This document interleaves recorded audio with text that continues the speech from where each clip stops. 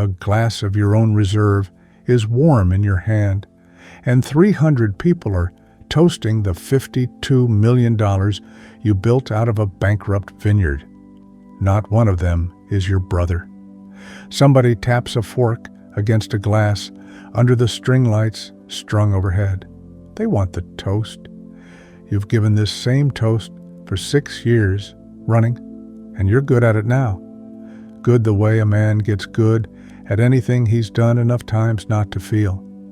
This is what $52 million looks like when it built exactly what it was supposed to, and cost you exactly what nobody warned you it would. None of this existed until a phone call reached you 11 years ago in a rented studio apartment, in a life that had absolutely nothing to do with wine. A lawyer's office, 11 words in a will nobody expected to read your name inside. Your father is 3 days dead, and the vineyard that's been in your family since 1951 is 3 days from a sheriff's auction, and he left it to you, not to your older brother who'd worked every harvest at his side since he was 14.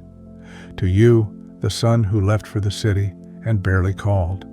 Nobody in that lawyer's office understood it. You wouldn't understand it yourself for another decade. You grew up 2 rows over from the only thing your father ever really loved, and it wasn't you.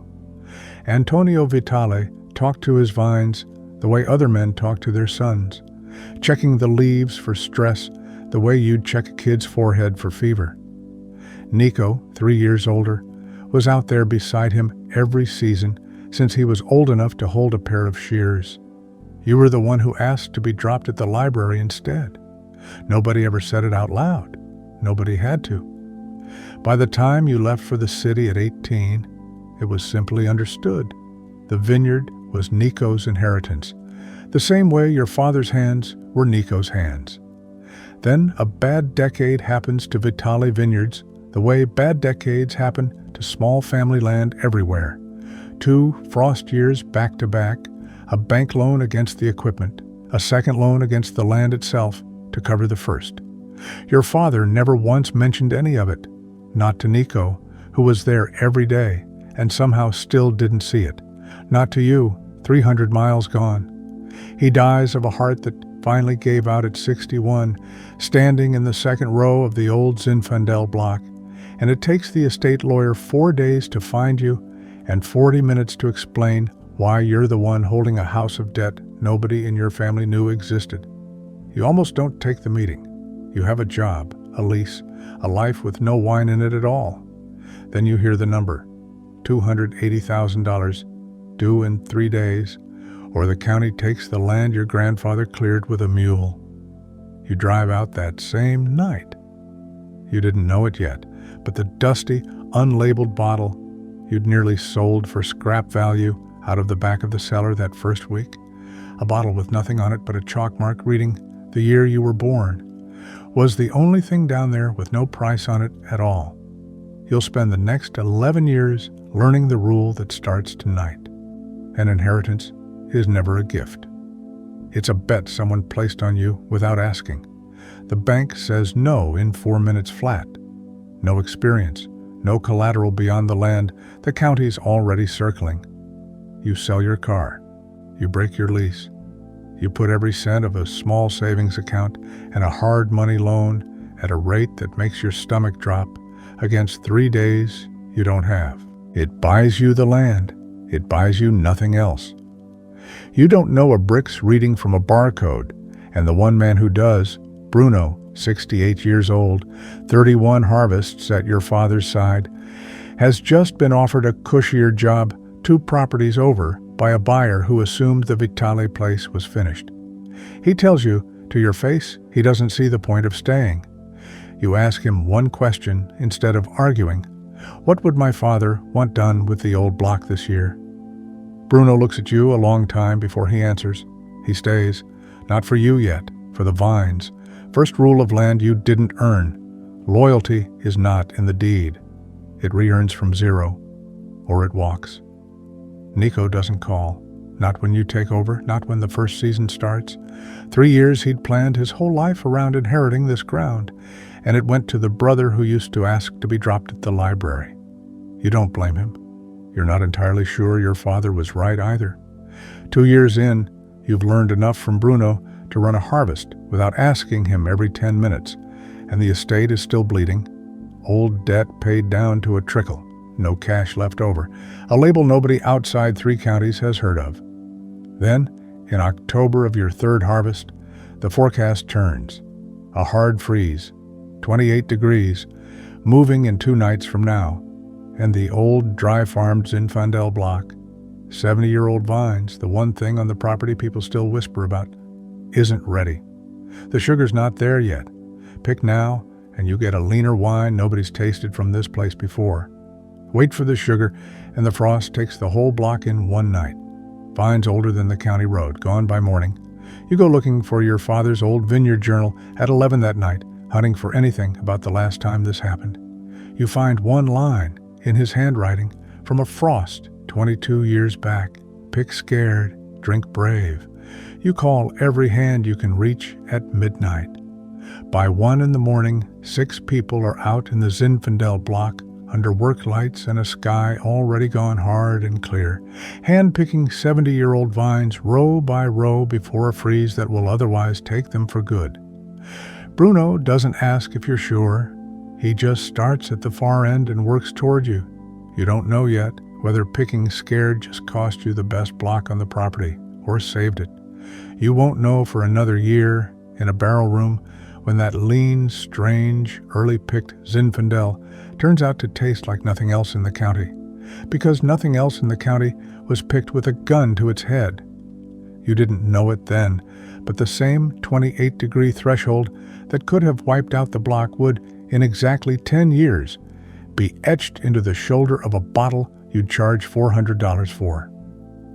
The following spring, you enter that lean, frost-forced vintage in the Continental Cellar Trials, a blind tasting where nobody knows which glass came from a debt-ridden 40-acre nobody, and which came from an estate with its own tasting pavilion. Your wine beats 11 of them, including 2 that used to buy your father's grapes for pennies a pound when he couldn't sell them any other way. The write-up doesn't use your name. It uses the vineyard's. It's the first time in a decade anyone's used that name and meant something good by it. Pick scared, drink brave. It took a dead man's handwriting to teach you the only rule this land ever ran on. The best bottle in the cellar is the one you were most afraid to make. Orders come in faster than you have wine to fill them. $22 a bottle becomes $85 within a year. The same wine, the same vines, a different story now attached to the label. You pay off the hard money loan first, then the original $280,000. Then, for the first time since you were handed a house of debt, there is money left over at the end of a season. 2 years later, you buy the 40 acres next door off a neighbor who can't make the payments either. The same call your own father once needed and never got. That same year, flush with the first real cash the estate has ever had, you throw a small harvest dinner for the handful of people who helped bring it back. 20 folding chairs and a borrowed tent, though nobody calls it the harvest gala yet. The following year, a second parcel. By your 9th harvest as owner, with both parcels now fully replanted and producing under the Vitale label, the estate has gone from 40 acres to 160. The equipment is paid for outright, and the number your accountant reads you out loud for the first time is past $5 million. That night, before any of the building starts, you go down to the cellar alone and hold the one bottle that was never for sale, the way you have every big night since you inherited this place. It will be years before you go down there again. You build the tasting pavilion that same 9th harvest, glass walls looking out over the old Zinfandel block, because you want people to see exactly which vines paid for the room they're standing in. The folding chairs and the borrowed tent disappear for good. String lights, a car you'd have laughed at 10 years earlier, a helicopter pad you use exactly 4 times a year and mention considerably more often than that. Bruno comes to every one of the folding chair dinners without complaint. The first year it's the pavilion instead of the tent. He sends his regrets instead, a note, not a call, saying the tasting room doesn't feel like a place your father would recognize anymore. You tell yourself he's just old-fashioned. You do not slow down to ask if he might be right. Nico, 2 properties over, running a smaller label with the money he scraped together on his own, gets an invitation every year and declines every year until the gala falls, without your ever quite noticing the date, on the anniversary of your father's death, and he calls you exactly once to point that out. You don't reschedule the party. He doesn't call again after that. By your 10th harvest, the accountant's number is past 30 million. By your 11th, tonight, this gala, this glass in your hand, it's 52. And here is the arithmetic nobody at the party will say out loud. Every time the number doubles, it halves the count of people who knew you when it was small. The toast finishes, the applause is real and warm and 300 people deep. None of it is your brother's, none of it is Bruno's. Bruno retired last spring, quietly. There was a small dinner. You weren't asked, you found out from someone else. Later, after the lights are struck and the last car pulls out down the gravel drive, you go down to the cellar alone with the one bottle that's never been for sale. The unlabeled one, the chalk mark with your birth year, the one you almost sold for scrap 11 years ago, before you understood what it was. Tucked behind it in a box you'd never fully emptied, you finally find the letter your father wrote and never sent. He'd watched you, 9 years old, sneak into the barrel room to taste a sample nobody'd let you touch and cut it yourself, badly, just to see what you'd changed. Nico had done everything he was asked, every season, without ever once being caught doing something he wasn't. I didn't leave it to the son who worked hardest, the letter says. I left it to the one who couldn't leave it alone. I knew it would nearly ruin you. I hoped it would also finally be yours. Here's the whole shape of it. Your father didn't hand you a gift. He handed you the one thing he was sure you'd never be able to walk away from, debt and all. And he was right, and it worked, and it made you exactly as rich as he could never have imagined. What he couldn't have known is that you'd learn to wear that fortune the way he never once wore his, loudly, at a volume that eventually cleared the room of the 2 people who actually built it beside you. You open the bottle alone, at a table built for 300, and pour 1 glass instead of 301. You didn't inherit a vineyard.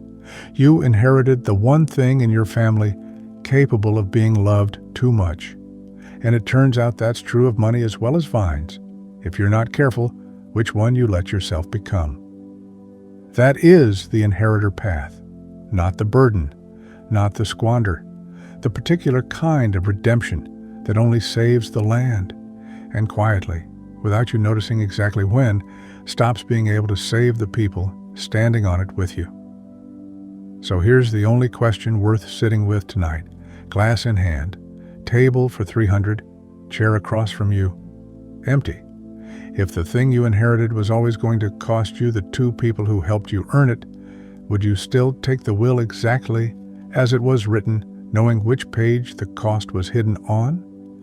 There are 11 other ways to build a life like this one. Some cost you your name, some cost you the years, quietly, 1 town at a time. This one cost you the people close enough to watch you become someone they don't recognize, while you're still in the room. The next one is already here.